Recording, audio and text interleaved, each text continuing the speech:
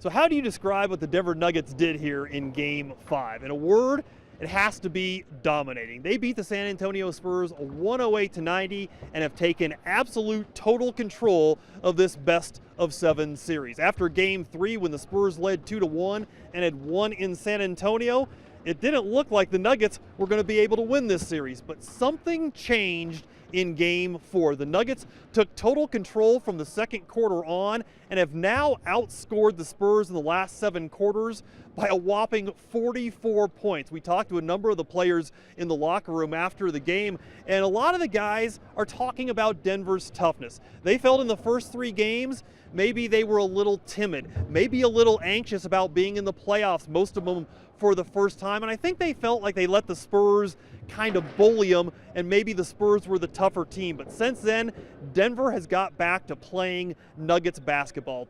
Here in Game 5, Denver recorded 27 assists.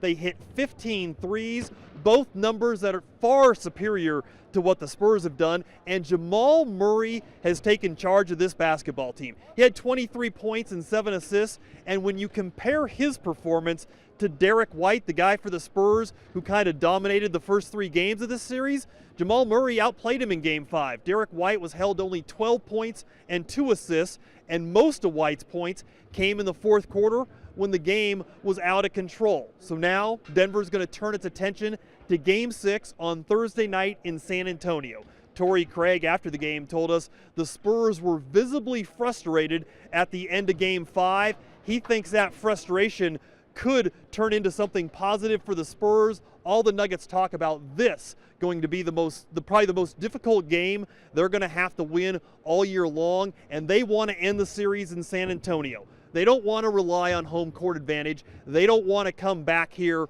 for a Game 7 on Saturday night. To a man, the Nuggets want to end this series in San Antonio on Thursday night, and based on how the last 2 games have gone, that seems like it's not an impossible goal.